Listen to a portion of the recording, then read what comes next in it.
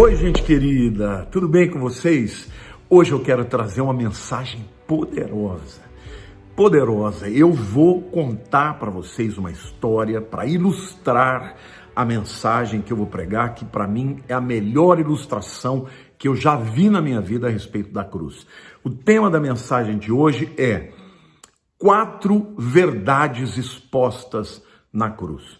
E eu vou contar então essa ilustração que é verdadeira, para que você possa ser abençoado por ela. Diz que 2 caçadores de pato nos Estados Unidos estavam caçando patos, num lugar que tinha uma floresta e estava um tempo muito seco, mas muito seco mesmo. E de repente eles começaram a ver alguns animais correndo na direção deles. E eles viram um vento extraordinariamente quente vindo, e eles logo perceberam que tinham uma queimada vindo na direção deles e a velocidade do fogo era tão rápida que eles não tinham como correr mais do que isso, eles iam ser pegos. Como eles eram caçadores experientes, o que eles fizeram? Eles viram uma clareira, ele tirou tudo que tinha no bolso dele, ele tirou até algumas balas do rifle dele e espalhou pólvora, botou gravetos, fez um círculo com gravetos, pólvora, tudo aquilo que pegava fogo, e ele então fez um fogo, em redor dele e do amigo dele. Eles cobriram a cara com lenços, ficaram abraçadinhos e o fogo vindo com tudo. E quando o fogo chegou no lugar onde tinha queimado, o fogo pulou e continuou passando e não os queimou.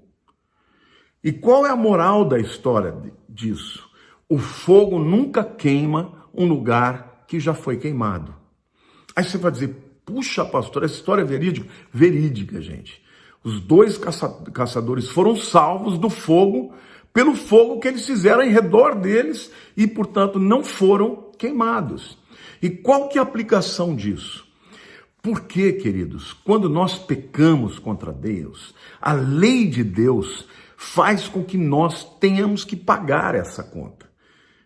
A Bíblia diz que o salário do pecado é a morte, e o fogo de Deus vem para aqueles que não tiveram ainda um sacrifício queimado, mas Jesus morreu na cruz. E o sacrifício dele foi consumido pelo fogo do juízo de Deus. Ora, se o fogo de Deus já queimou alguém, que foi a vida de Jesus, o seu sacrifício, ele não vai mais nos destruir. Da mesma maneira como aqueles 2 caçadores foram salvos porque eles fizeram um fogo em redor deles, e quando o fogo chegou, o fogo de fora chegou, já havia sido queimado, o fogo continuou buscando outros combustíveis. Não é maravilhoso isso, gente? O sangue de Jesus faz isso por nós. Mas eu quero falar, então, das 4 verdades que a cruz de Cristo expõe para toda a humanidade. A primeira verdade, a cruz de Cristo expõe a maldade e o pecado dos homens. Eu quero ler para vocês lá em Atos, capítulo 4, versículos 27 e 28, que diz assim: porque verdadeiramente se ajuntaram nesta cidade contra o teu santo servo Jesus, ao qual ungiste Herodes e Pôncio Pilatos, com gentios e a gente de Israel, para fazerem tudo o que a tua mão e o teu propósito predeterminaram. Aqui a Bíblia está dizendo que naquele dia que Jesus estava sendo crucificado, ele estava sendo crucificado por causa de Herodes e Pilatos, falam de 2 homens importantes, que podiam livrá-lo da morte, mas não quiseram livrar, mas também com a presença de gentios, ou seja, tinha um monte de gente de outras nações que não eram religiosos e tampouco judeus, mas também os judeus. Ou seja, quem matou Jesus foram os pecados dos seres humanos. Aqui engloba todo mundo, eu, você e toda a humanidade, não importa qual a raça, não importa qual a posição social, todos nós somos responsáveis pela morte de Jesus. Então a cruz, ela revelou a maldade daquelas pessoas. Por quê? Porque ele era inocente e quem tinha poder para inocentá-lo não fez. Né? Tanto Herodes quanto Pilatos não encontraram em Jesus nenhum motivo para condená-lo. Pilatos mesmo falou, eu não vejo mal nenhum nele. Mas tendo o poder para libertá-lo, entregou na mão dos judeus. Vemos ali os religiosos, mas vemos ali também os gentios.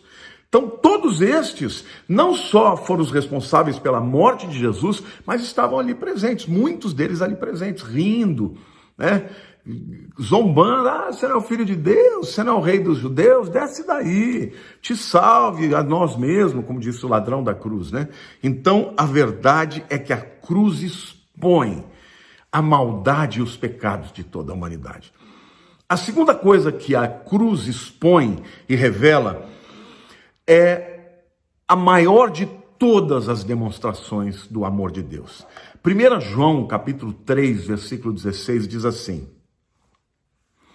nisto conhecemos o amor, nisto conhecemos o amor, que Cristo deu a vida por nós e devemos dar a nossa vida pelos irmãos. Ou seja, João está dizendo, olha, vocês querem conhecer o amor de verdade? Você conhece o amor de verdade nisto.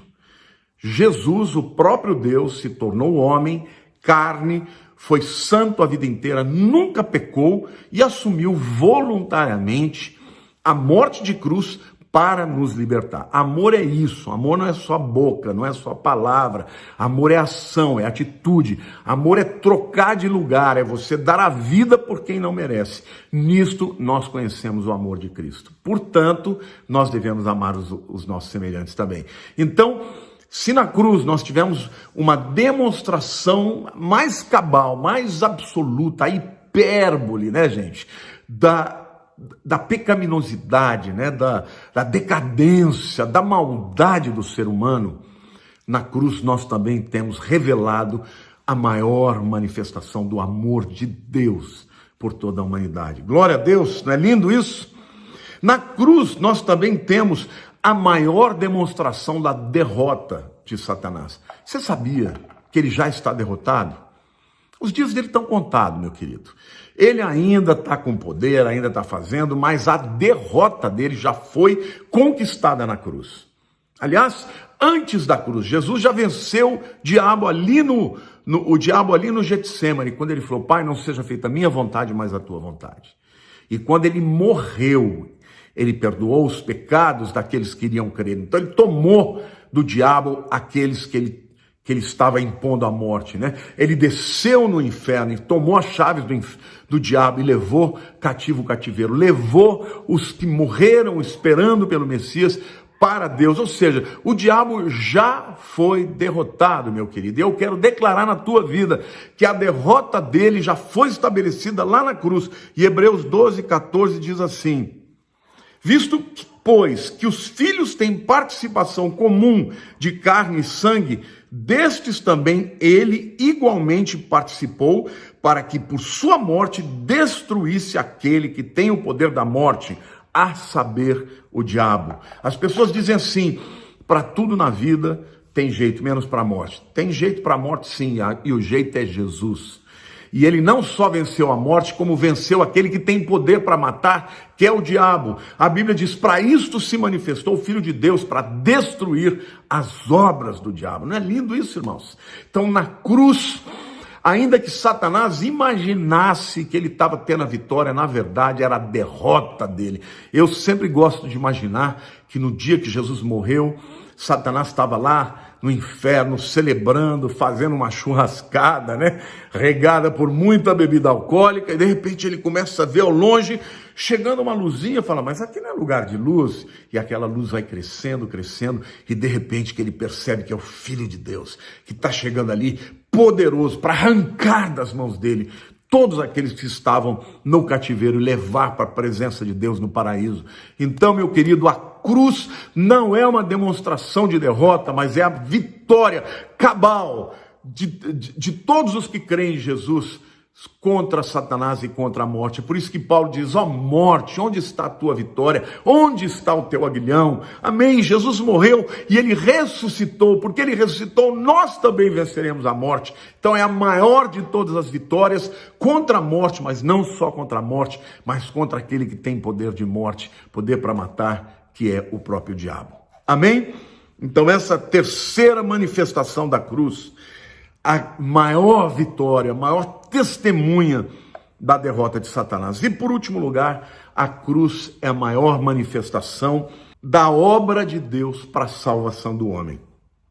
1 Coríntios 1:18 diz assim: certamente a palavra da cruz é loucura para os que se perdem, mas para nós que somos salvos, poder de Deus.